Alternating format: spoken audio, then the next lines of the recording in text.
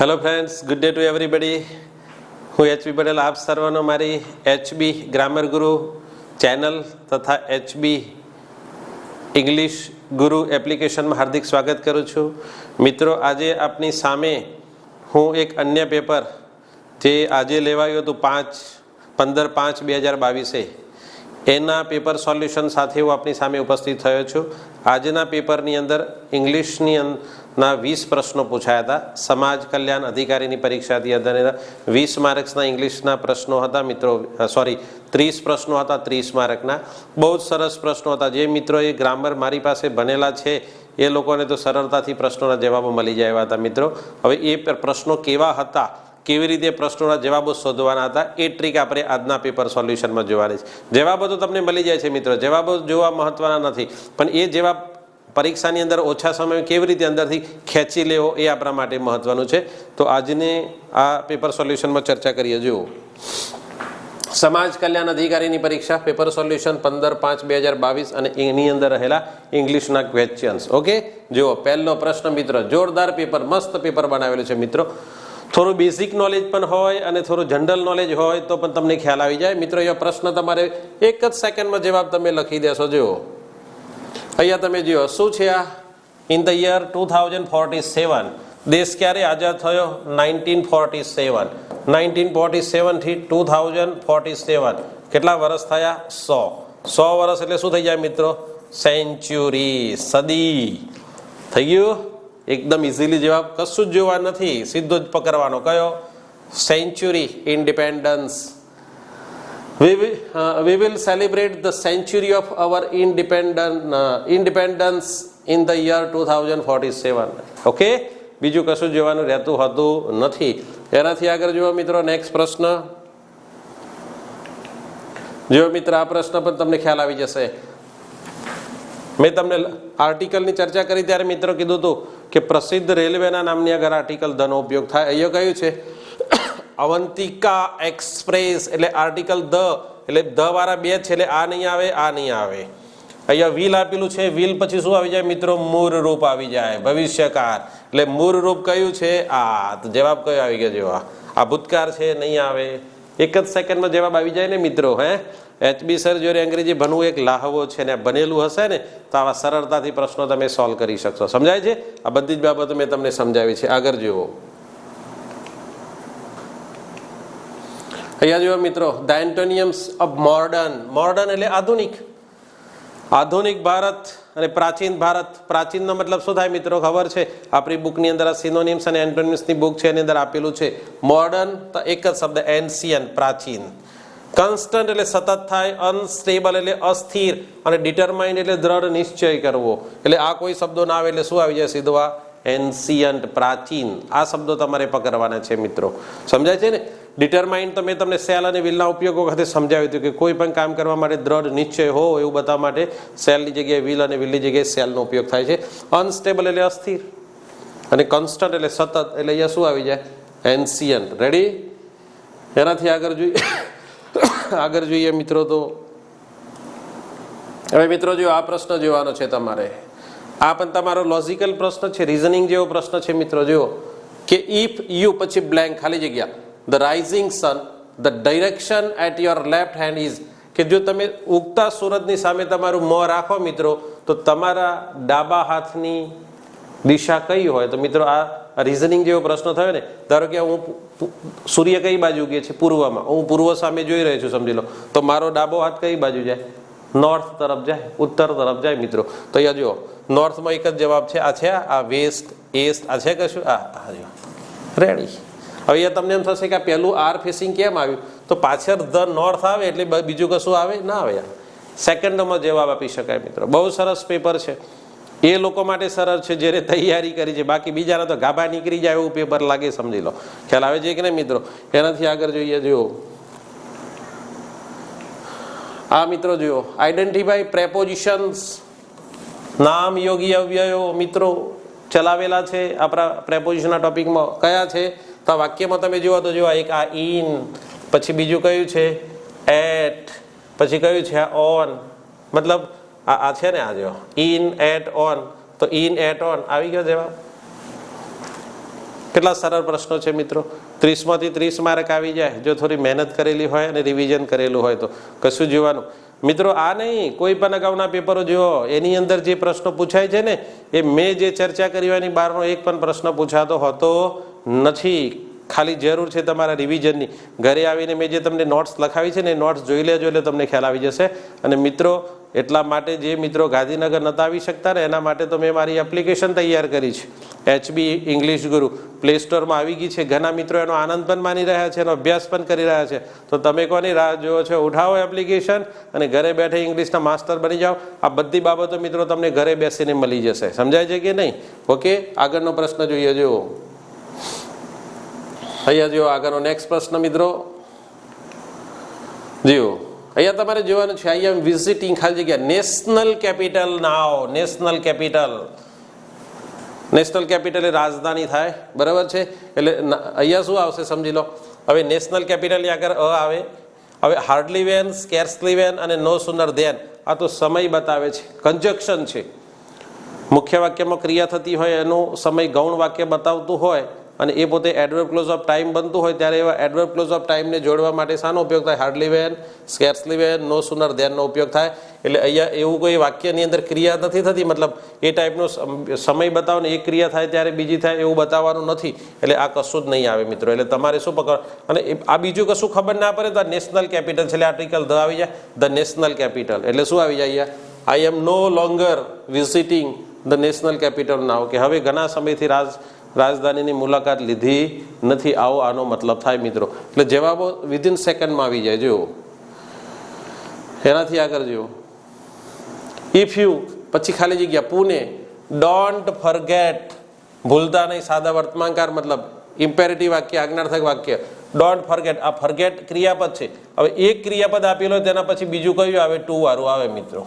તો અહીંયાથી તમારે ઉઠાવવાનું. જુઓ હવેથી જુઓ આ ટુ વાળું, આ આઈએનજી આવે, આ આવે જય હો, જય હો ઇંગ્લિશનો. કેટલો સરળ પ્રશ્ન આવી જાય એક જ સેકન્ડમાં. Don't forget to visit the Sinhagad. ગઢાલા અને સિંહગાલા, છત્રપતિ શિવાજી. તો if you are visiting the Pune, don't forget to visit the Sinhagad, કે પુણેની મુલાકાત લો તો સિંહગઢની મુલાકાત લેવાનું ચૂકતા નહીં. આગળના વાક્યનો તમને અર્થ સમજાય કે ના સમજાય, પણ આ રીતે વાક્ય તમારે પકડવું પડે. ડોન્ટ ફરગેટ, ભૂલી ન જતા. ટુ એટલે એક એક્શન પર પછી બીજું ટુ વાળું આવે. રેડી? એનાથી આગળ જુઓ મિત્રો. અહીંયા પણ જુઓ, ડુ યુ નો.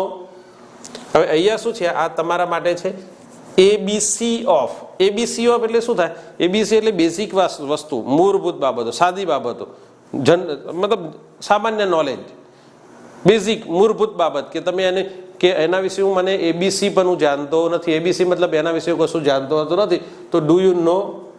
હવે આ લોજિકલ એટલે વિશેષણ છે, વિશેષણ પછી નામ આવી જાય.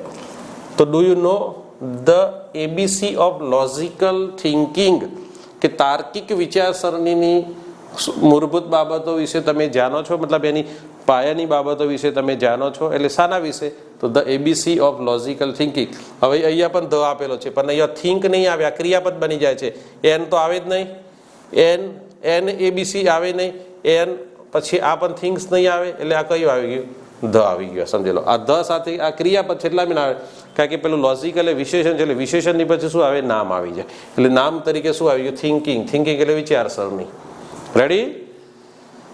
એનાથી આગળ જોઈએ. જો મિત્રો આ પણ આવડી જાય છે લોજિકલ. સિનોનિમ્સ, સમાનાર્થી. લોજિકલ એટલે તાર્કિક. એનો જો ઓપોઝિટ કીધું હોત મિત્રો, જો આ પરીક્ષકે કેવું કાઢ્યું છે અહીંયા, પહેલો જ ઈ લોજિકલ મૂકી દીધો છે ને. એટલે જો તમે આના ઉપર ધ્યાન ના આપો તો લોજિકલનો સીધો તમે ઈ લોજિકલ પકડો, પણ લોજિકલનો તાર્કિક મતલબ થાય તો એનો સમાનાર્થી શબ્દ લેવાનો છે. આ તો એનો ઓપોઝિટ થઈ ગયો, ઇલોજિકલ. તાર્કિક, સિમ્પલ એટલે સાદો, ઓર્ગેનાઇઝ એટલે વ્યવસ્થિત રીતે તૈયાર કરેલું, ગોઠવેલું. આ પણ ના આવે એટલે શું આવી જાય? રેશનલ. રેશનલ મતલબ તાર્કિક થાય મિત્રો. એટલે લોજિકલ તો એનો સિમિલર શું થાય? તો રેશનલ, તાર્કિક. ઓકે, બહુ સરળ પેપર છે મિત્રો. જો તમે થોડું તૈયારી વ્યવસ્થિત કરેલી હોય તો વાંધો આવે એવું છે નહીં. એના પછી જુઓ, એન્ટોનિયમ ઓફ ધ વર્ડ કન્સ્ટ્રક્ટિવ. મતલબ આનો આ કન્સ્ટ્રક્ટિવ છે એનો શબ્દ શું બને? કન્સ્ટ્રક્શન. કન્સ્ટ્રક્શન એટલે શું થાય મિત્રો? સર્જન કરવું, બાંધકામ કરવું. કન્સ્ટ્રક્શન ચાલે છે. આપણે નથી કહેતા કે કોઈ ભાઈ નવા મકાનનું શું ચાલે છે, એનું કન્સ્ટ્રક્શન ચાલે છે, અને એના ઉપરથી કન્સ્ટ્રક્ટિવ મતલબ સર્જનાત્મક કંઈક નવું સર્જન કરતા હોય તે. હવે અહીંયા શું છે? એન્ટોનિયમ છે, વિરુદ્ધાર્થી. હવે સર્જનાત્મક હોય કોઈ પણ વસ્તુનું સર્જન કરવું, તો એનું ઓપોઝિટ શું થાય? તો એનું વિસર્જન કરવું. વિસર્જન કરવું મતલબ એનું ખંડન કરી નાખવું, નાશ કરવો. એટલે ડિસ્ટ્રક્શન અને કન્સ્ટ્રક્શન આ બે શબ્દો છે મિત્રો, એના એકબીજાના ઓપોઝિટ. ડિસ્ટ્રક્શન મતલબ વિનાશ કરવો થાય, અને કન્સ્ટ્રક્શન મતલબ સર્જન કરવું. તો અહીંયા તમે જોશો કે આ શું બની જાય? કન્સ્ટ્રક્ટ. આ નહીં, કારણ કે નામ છે આ. ડિસ્ટ્રક્ટિવ, કન્સ્ટ્રક્ટિવ આ ચલો આ. પછી ઇનકન્સ્ટ્રક્ટિવ તો ના આવે, અને અનકન્સ્ટ્રક્ટિવ પણ ના આવે. એટલે કયું આવી જાય? ડિસ્ટ્રક્ટિવ. આ ડિસ્ટ્રક્ટિવ આવી જાય. એટલે કન્સ્ટ્રક્ટિવ એટલે સર્જનાત્મક, તો ડિસ્ટ્રક્ટિવ એટલે શું થાય? તો વિસર્જનાત્મક, મતલબ જેનું વિસર્જન કરી નાખતું હોય તે, નાશ કરતું હોય તે. અત્યારે તમે જુઓ છો કે એક દેશ બીજા દેશ ઉપર હુમલો કરે, તેનાથી ત્યાં શું થાય? ડિસ્ટ્રક્શન થાય, વિનાશ. એટલે કન્સ્ટ્રક્ટિવ તો ત્યાં શું જાય? ડિસ્ટ્રક્ટિવ, વિનાશકારી. સર્જનાત્મક, સર્જનહારી અથવા સર્જનકારી, તો એનું શું થઈ જાય? ઓપોઝિટ, વિનાશકારી. એટલે ડિસ્ટ્રક્ટિવ આવી જશે ત્યાં. ઓકે, એનાથી આગળ જો સિમ્પલ જ છે મિત્રો. પ્રશ્નો એટલા બધા કોઈ ટફ પૂછ્યા નથી વોકેબની અંદર, પણ એનાથી જો મિત્રો આ પ્રશ્ન છે ને, હની બી વાળો એક પાઠ આવે છે 9મા કે 10મા ધોરણની અંદર. એનો એક ટેક્સ્ટ બુકની અંદર એક છે હની બી, હની કોમ્બ આવે છે ને, એની અંદરથી આ બેઠો પ્રશ્ન ઉઠાવેલો છે. હવે અહીંયા તમે જો હની બીઝ, મધુમાખી બહુવચન છે, એટલે મધુમાખી બહુવચન છે, એટલે ઈઝ આવે નહીં અને વોઝ પણ આવે નહીં. આ બે ગયા, બરાબર છે મિત્રો? તો અહીંયા તમે જો હવે વર છે અને આર છે, બેમાંથી તમારે એક પકડવાનું થાય તો શું થાય? સોશિયલ ઇન્સેક્ટ ધેટ ખાલી જગ્યા ઇન લાર્જ ફેમિલીઝ, કે મધુમાખી એ સામાજિક જીવો છે કે જે હંમેશા પોતાના એક મોટા પરિવારમાં રહે છે. તો એ ક્રિયા કેવી થઈ મિત્રો? તમને ખબર કે આપણે સામાજિક પ્રાણી છીએ, સમૂહમાં રહીએ છીએ, એકબીજાને મદદ કરીએ છીએ. આપણી આ નિયમિત ક્રિયાઓ થઈ, રેગ્યુલર ક્રિયાઓ. તો મધુમાખી પણ એક સામાજિક જીવ છે અને બધા સમૂહમાં રહે છે, તો એમની રેગ્યુલર ક્રિયાઓ થઈ. રેગ્યુલર બાબતો, એટલે રેગ્યુલર બાબતો એટલે સાદા વર્તમાનકાળમાં જ આવી જાય. એટલે અહીંયા શું આવી જાય? આર આવી જશે. આ અને અહીંયા બીઝ બહુવચન છે એટલે આર આવી જાય. અને ધેટ લીવ્સ, આ જો તમે જોવો છો ને, that relative pronoun in large families. Ready? એનાથી આગળ જોઈએ, જો ડુ આઈ નો પછી ખાલી જગ્યા, અબાઉટ પછી ખાલી જગ્યા, of the things you described. Described એટલે વર્ણન કર્યું. તમે જે વસ્તુઓનું વર્ણન કર્યું એના વિશે હું કહો તો વધારે જાણું છું, થોડું જાણું છું, ઘણું જાણું છું, અથવા કશું જાણતો નથી, એવો મતલબ થાય. પણ અહીંયા મિત્રો તમારે એક જ શબ્દ પકડવાનો છે. જુઓ અહીંયા આઈ નો થિંગ્સ, જાણવું. હવે કોઈ પણ વસ્તુ આપણે જાણતા હોય ને, એ જાણતા હોય એટલે શું થાય? એ હંમેશા એબ્સ્ટ્રેક્ટ નાઉનમાં. I know about him, I know about her, I know about next exam. એટલે બધું એ એબ્સ્ટ્રેક્ટ નાઉનની જ બાબતો હોય, જાણતા હોય એ બધી બાબતો હોય. કેવી હોય તે? હવે અહીંયા ફ્યુ એ કેવું બની જાય? Countable. Many countable, a few પણ કાઉન્ટેબલ. હવે બાકી શું રહ્યું? લિટલ. હવે અહીંયા તમને કહું બીજું એ પણ કહી દઉં. જો અહીંયા ઓફ ધી આપેલું છે ને, ઓફ ધી પછી હંમેશા શું આવે? Most of the things. Of ધીની સાથે મોસ્ટ જ આવે. આખો શબ્દ જ છે, શબ્દ સમૂહ. Most of the people, most of the things, most of the country, આવું આપણે બોલીએ છીએ. એટલે મોસ્ટ ઓફ ધીની આગળ આવી ગયો, એટલે આગળ શું આવી ગયું? I know little about most of the things you describe, કે જે તમે મોટાભાગની વસ્તુઓનો દર્શાવી એના વિશે બહુ હું ઓછું જાણું છું. મતલબ લિટલ એ નેગેટિવ અર્થ બતાવે છે, અ લિટલ હકાર અર્થ બતાવે છે. ફ્યુ તો કાઉન્ટેબલ આવી જાય, બરાબર છે? એટલે એ તો આવે નહીં, એટલે ત્યાં શું આવી ગયું? લિટલ આવી ગયું. રેડી? એટલે આ જુઓ. એનાથી આગળ જોઈએ મિત્રો, તો જો નેક્સ્ટ પ્રશ્ન જુઓ તો તમને ખ્યાલ આવશે. પ્રશ્નો એકદમ સરળલી જ પૂછ્યા છે મિત્રો. થોડું તમને કન્ફ્યુઝન થાય એવું લાગે છે, બાકી તો બધું એકદમ સિમ્પલ અને સિમિલર છે. જુઓ આ પ્રશ્નો મેં તમને આપણા ક્લાસ ટીચિંગમાં સમજાવેલો છે. હું જ્યારે તમને એક્ટિવ પેસિવના વાક્યો સમજાવું ત્યારે પણ આ તમને સમજાવેલું છે, અને આ હોમોનિયમ્સમાં પણ મેં તમને સમજાવ્યું છે મિત્રો. આ પ્રશ્ન આપણી બુક છે ને, વોકેબની બુક, એની અંદર હોમોનિયમના સેક્શનની અંદર આ વસ્તુ આપેલી છે. આ બે શબ્દો મેં તમને લખાવ્યા હતા, એક PETROL અને બીજો PATROL. જ્યારે મારું લેક્ચર હોય ત્યારે તમને આવા હોમોનિયમ શું સમજાવતો હોઉં છું મિત્રો. હવે અહીંયા તમને ખબર છે કે PET, આ પેટ્રોલ એટલે આપણું ઈંધણ, ફ્યુઅલ આવે છે તે. અને આ PA, એ અને ઈ આ હોમોનિયમ છે. હવે પેટ્રોલ એ આપેલું હોય તેનો મતલબ શું થાય? તો ચોકી કરવી, નિગરાની કરવી. એટલે પોલીસ શું કરે? પેટ્રોલિંગ કરે. બીજું મેં તમને કીધું કે પોલીસ શબ્દ કેવો છે? માત્ર બહુવચનમાં જ વપરાતો શબ્દ છે. એટલે પોલીસ, ધ પોલીસ એની આખી જાતિ બતાવે એટલે બહુવચનમાં આવી જાય. એટલે અહીંયા જો આ પણ ના આવે ને આ પણ ના આવે. બીજું, હવે આ તમારી પાસે કેટલા રહ્યા? 2 રહ્યા. 2 માંથી 1 લેવાનું છે. તો હવે આ પેટ્રોલ એટલે તો શું થઈ જાય? ઈંધણ થઈ જાય. એટલે આ શબ્દ ગયો. એટલે જવાબ કયો આવી ગયો? આ. એકદમ સિમ્પલી પ્રશ્નો છે મિત્રો. જો તમે થોડું વિચારો ને તો કોઈ વાંધો આવે નહીં. અને આ ટાઈપનું જ ટીચિંગ આપણી એપ્લિકેશન HB ઇંગ્લિશ ગુરુમાં જ આપણે આપેલું છે મિત્રો. તો તમારે જો આના પછીની પરીક્ષાની તૈયારી કરતા હોય, કોઈ તલાટી છે કે બીજી કોઈ પણ ગુજરાત સરકાર દ્વારા લેવાતી પરીક્ષાની, તો એની અંદર તમને આ મારી એપ્લિકેશન ખૂબ જ ઉપયોગી થશે. બેઠે બેઠા પ્રશ્નો તમને અંદરથી મળી રહેશે મિત્રો. તો આ એપ્લિકેશનને, મારી યુટ્યુબ ચેનલને તમારા મિત્રો સુધી સબસ્ક્રાઈબ કરજો. તમે સબસ્ક્રાઈબ કરજો, તમારા મિત્રો સુધી શેર કરજો, જેના કારણે એ પણ આનો લાભ લઈ શકે. અને જે ઇંગ્લિશને કારણે જે પરીક્ષામાં એના માર્ક ઓછા આવે છે, એ માર્ક્સ ઓછા ન આવે અને સારા માર્ક સાથે પરીક્ષા પાસ કરીને સારી નોકરી મેળવે. એટલે મિત્રો, આપને વિનંતી છે કે મારી આ યુટ્યુબ ચેનલ તેમજ મારી આ એપ્લિકેશનને તમારા મિત્રો સુધી શેર કરજો. પ્લે સ્ટોરમાં જશો તો પ્લે સ્ટોરમાં ખાલી HB ઇંગ્લિશ ગુરુ લખશો એટલે મારી એપ્લિકેશન આવી જશે. એને તમારે ઓપન કરવાની. એની અંદર બધી સિસ્ટમ આપેલી છે, ડેમો લેક્ચર છે, તમારે જોવાના. પછી તમારે એની આગળ વધવાનું. તમને ગમે તો પછી તમારા મિત્રો સુધી એની લિંક શેર કરવાની, જેના કારણે એ પણ એનો ઉપયોગ કરી શકે. ઓકે, એનાથી આગળનો પ્રશ્ન જોઈએ મિત્રો. તો જુઓ, હવે મિત્રો આ કેટલું સરળ પ્રશ્ન પૂછ્યો છે પેસિવ વોઇસનો. મેં તમને આ બધા જ પ્રકારના, આનાથી તો ભારે વાક્ય મેં તમને સમજાવ્યું. આના કરતાં પણ ડેન્જરસ સેન્ટેન્સીસ એક્ટિવ પેસિવના પરીક્ષામાં પૂછે ને તો પણ તમને વાંધો ના આવે એવા લેવલ સુધી મેં તમને તૈયાર કરાવેલું છે. અહીંયા જુઓ, સી ડિલિવર્ડ સાદો ભૂતકાળ થઈ ગયો. હવે સાદો ભૂતકાળ છે તો એનું પેસિવ વોઇસ બનાવવા માટે મિત્ર મેં તમને સમજાવ્યું કે વોઝ વર પ્લસ ભૂતકૃદન. એટલે ઈડી ભૂતકૃદન તો આપેલું છે એટલે ખાલી વોઝ વર. બીજું અહીંયા જુઓ, ગુડ ન્યૂઝ. હવે આપણને ખબર છે કે ન્યૂઝ દેખાય છે બહુવચનો પણ વપરાય છે કેવો? એક વચન. એટલે ન્યૂઝ હંમેશા એક વચનમાં જ વપરાય. એટલે એની સાથે આ ભૂતકાળ છે એટલે ભૂતકાળમાં ન્યૂઝ સાથે એક વચનમાં શું આવે? વોઝ આવે. એટલે તમારે જવાબ શોધવાનો. અહીંયા કયું છે તો જુઓ, આ ઇઝ ગયું. બીજું આ વિલ ભવિષ્યકાળ છે એ ગયું. અને આ આર બહુવચન છે એટલે ગયું. હવે તમને એમ થશે કે આ કેમ આવ્યો? તો બીજા કોઈ જવાબ આવે છે. જુઓ કેટલી સરળ બાબત છે. પણ આ સરળ એ જ વિદ્યાર્થીઓને લાગે જેને મારી પાસે ઇંગ્લિશનું કોચિંગ લીધેલું છે. બાકી તો ઘણા વિદ્યાર્થીઓના પેપર જોઈને એના સાદા ગગડી જતા હોય છે કે આ બહુ ભારે છે. એવું નથી મિત્રો. એકવાર અંગ્રેજીને તમારે ટેકનિક, અંગ્રેજી ભણવાનું નથી, અંગ્રેજીને ટેકનિકથી શીખવાનું છે મિત્રો. અને એ તમને મારી આ એપ્લિકેશનમાં શીખવા મળશે. સમજી લો. ખ્યાલ આવી ગયો ને કે જો આ the good news was delivered by her. આ સીધે સીધું આવી ગયું. ભૂતકાળ છે એટલે ઇઝ ના આવે, વિલ ના આવે, ભવિષ્યકાળ છે આર ના આવે, એટલે સીધું જ આવી ગયું. એટલે સિમ્પલી જ હોય છે મિત્રો. ખાલી જવાબો શોધતા આવડવા જોઈએ તમને. એનાથી આગળ જુઓ,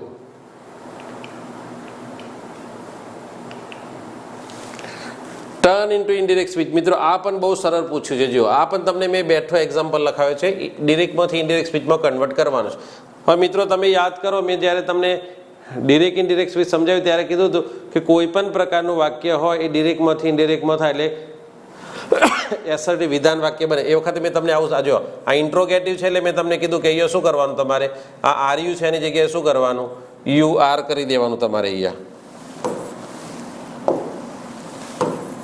આવું મેં તમને કીધું હતું કે અહીંયા તમારે શું કરવાનું? તો આર યુ છે એની જગ્યાએ શું કરવાનું?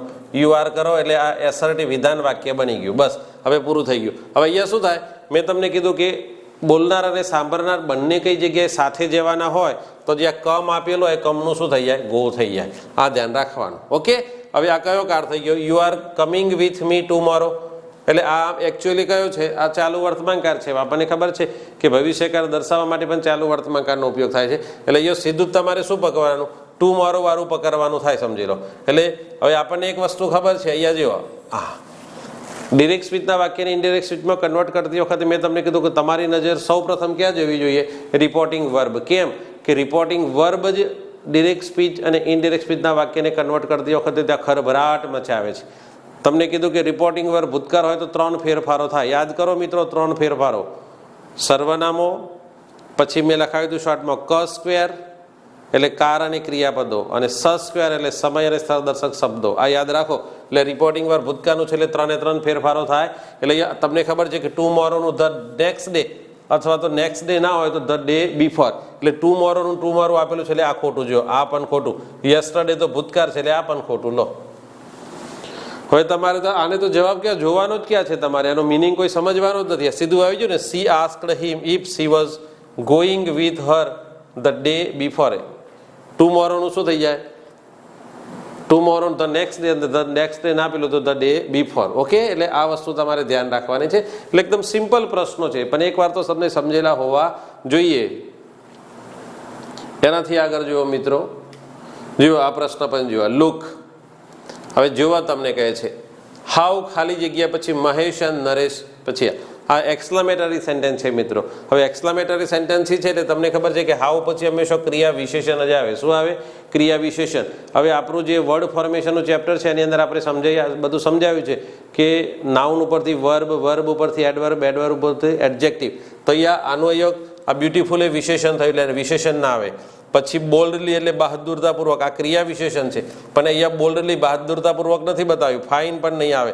એટલે લુક હાઉ બ્યુટીફુલી એટલે સુંદર રીતે Mahesh and Naresh are dancing.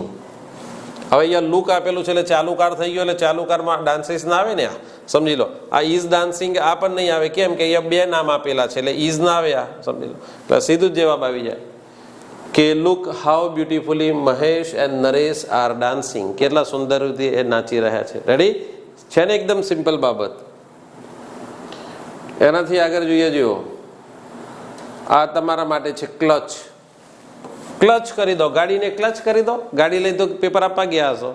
Clutch કરવું એટલે મજબૂત પકડવું થાય. હવે એ જો ડિઝાયર એટલે ઈચ્છા રાખવી, પ્રોવાઈડ એટલે પૂરું કરવું, ફાઇટ એટલે લડવું. તો જો આ હોલ્ડ ટાઇટલી પકડી રાખવું, ક્લચ કરી દેવું એને.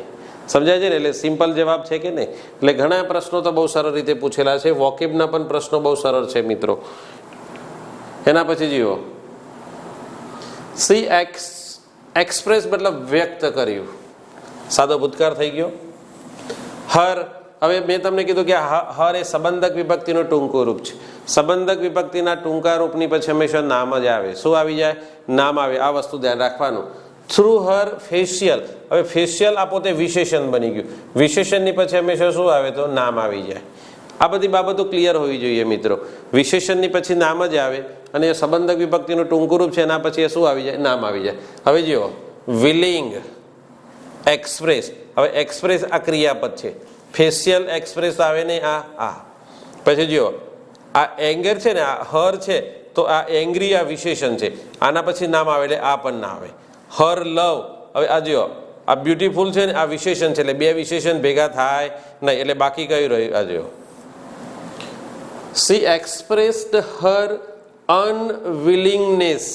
અનવિલિંગનેસ મતલબ અનઈચ્છા, કોઈ કામ કરવાની ઈચ્છા ન હોય તે, અણગમો. થ્રુ ના દ્વારા હર ફેશિયલ ચહેરાના, જેસ્ચર. જેસ્ચર મતલબ શું થાય? ઈશારા. ચહેરાના હાવભાવ દ્વારા. તમને કોઈ કે આવું છે તો આપણે કહીએ કે હા, આમ. આવું છે તો ના. આ બધા જેસ્ચર થયા આપણા. શું થયા? જેસ્ચર મતલબ ફિઝિકલી હાવભાવ, ચહેરા, શરીરના સંકેતો દ્વારા, ઈશારા દ્વારા. બીજો મતલબ થાય ફિઝિકલ જેસ્ચર મતલબ શારીરિક હાવભાવ, શારીરિક ઈશારા દ્વારા એને પોતાની અનઈચ્છા દર્શાવી. એટલે આવી ગયા ફેશિયલ જેસ્ચર. અહીંયા હર અનવિલિંગનેસ મતલબ અનઈચ્છા આવી ગયો નામ. એટલે આ પણ સિમ્પલ પ્રશ્ન છે.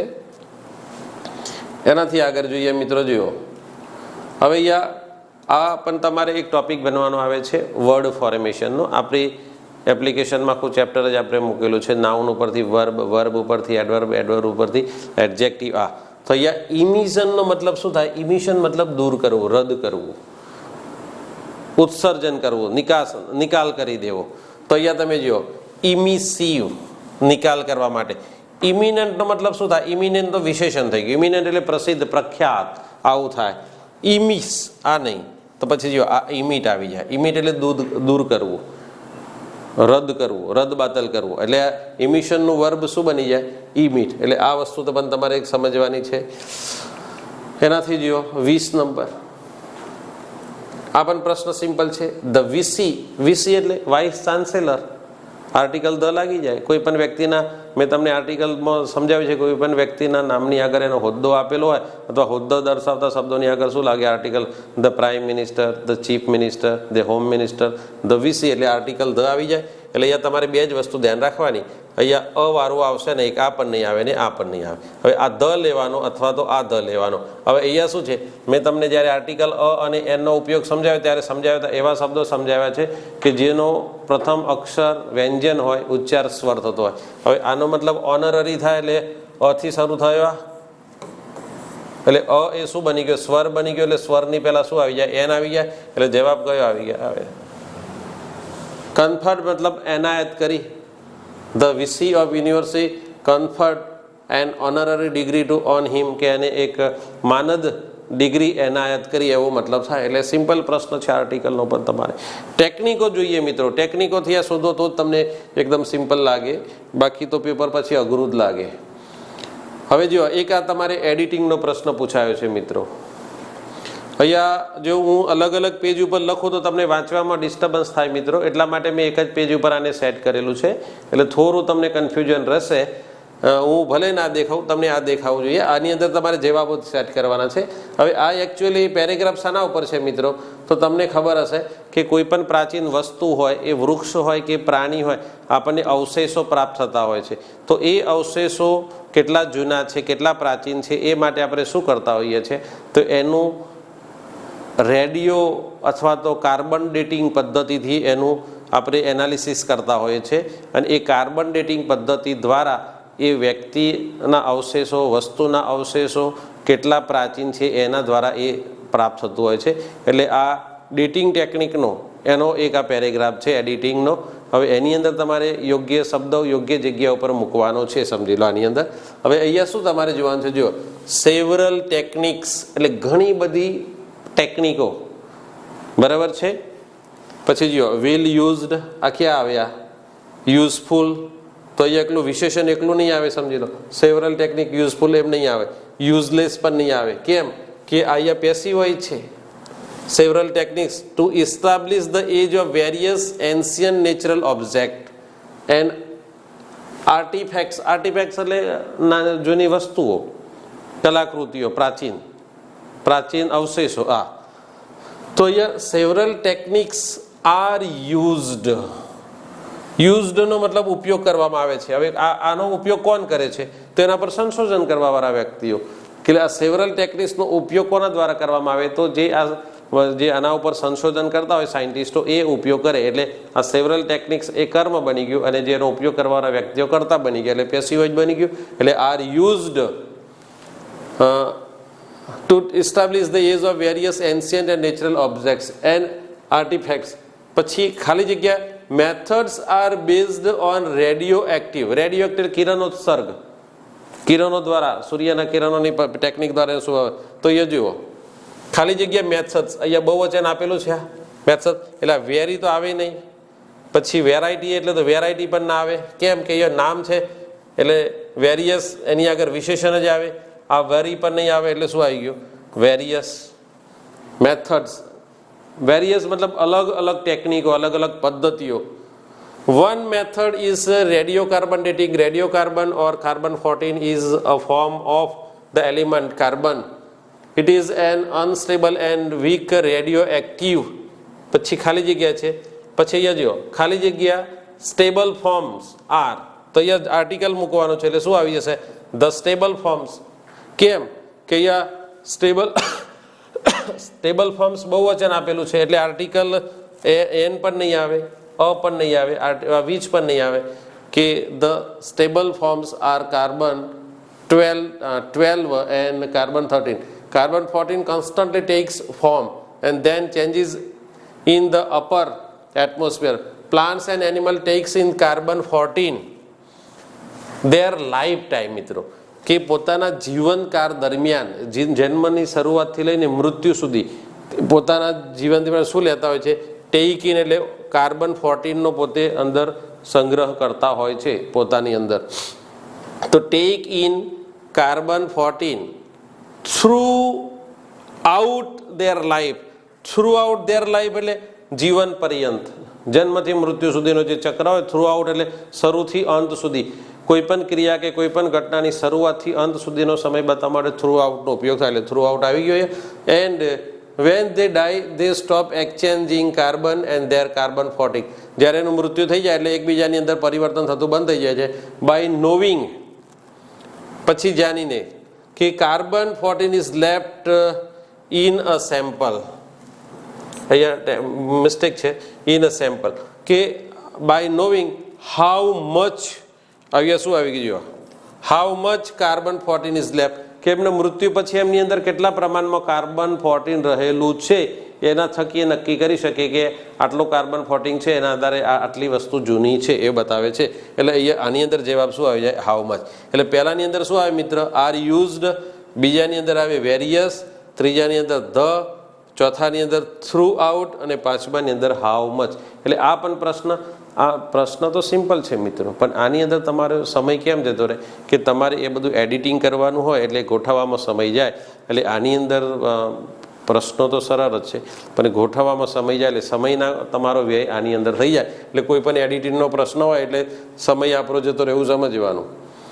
એટલે બે પેરેગ્રાફ તમને આપેલા છે એડિટિંગની અંદર, એટલે પેપર આના કારણે તમને ટફ લાગે, કારણ કે સીધા 10 માર્ક્સ થઈ ગયા. જો એકની અંદર ભૂલ કરો તો સીધા તમારું આખું કામ પૂરું થઈ જાય, સમજી લો.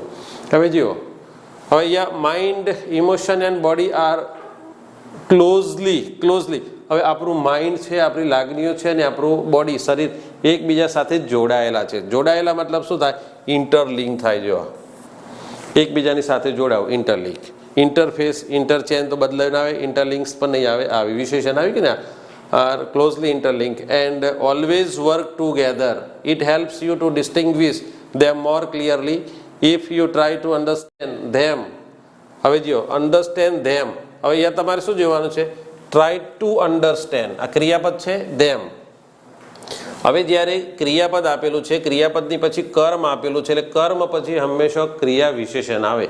ક્રિયા વિશેષણ એટલે એડવર્બ ને એડવર્બ એટલે એલવાય વાળું રૂપ. એટલે અહીંયા તમારે જોવાનું કે કયું છે, આ જો સેપરેટલી એક્શન વર્બ પછી કર્મ, અને કર્મ પછી જો કોઈ શબ્દ આવતો હોય તો ક્રિયા વિશેષણ આવે separately.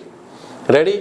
Your mental capacity are your abilities to concentrate, to take in new information, to remember old and new information, and to be in a position to think.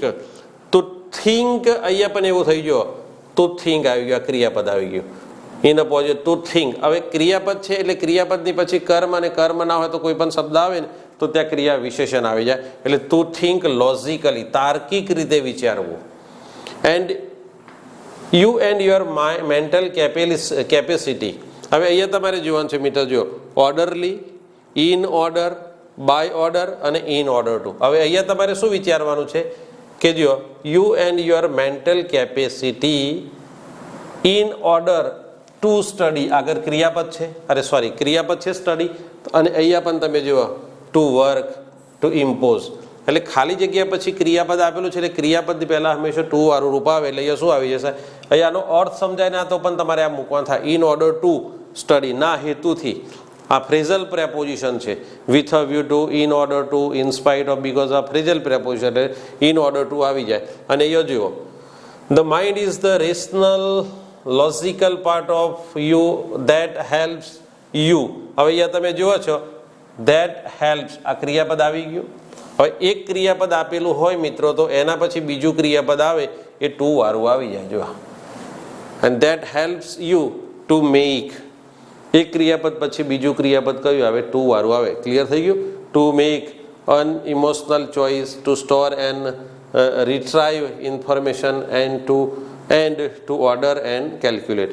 હવે આખો આ પેરેગ્રાફનો કોઈ મિનિંગ તમારે સમજાય કે ના સમજાય, પણ એ તમારે શું કરવા, તો ખાલી જગ્યા આગળ પાછળના જે શબ્દો આપેલા હોય એ શબ્દોના આધારે તમારે આ પકડવાનું થાય. ઓકે, તો મિત્રો આ હતું આપણું પેપર સોલ્યુશન. પ્રશ્નો સરળ છે. આ પ્રકારના ગ્રામર અને વોકેબના પ્રશ્નો, એના જવાબો સમજવા માટે મારી યુટ્યુબ ચેનલ HB ગ્રામર ગુરુને સબસ્ક્રાઈબ કરો. તેમજ આ પ્રકારનું ટીચિંગ લેવા માટે મારી પોતાની એપ્લિકેશન પણ તમારા માટે જ લોન્ચ કરી છે, HB ઇંગ્લિશ ગુરુ. એને પણ તમારી પ્લે સ્ટોરમાં જઈને ડાઉનલોડ કરો અને તમારા મિત્રો સુધી શેર કરો મિત્રો, જેથી કરીને ઇંગ્લિશમાં તમે પણ આવા સરળતાથી માર્ક્સ લાવી શકો. ઓકે, તો આ હતું મિત્રો આજનું આપણું આ પેપર સોલ્યુશન.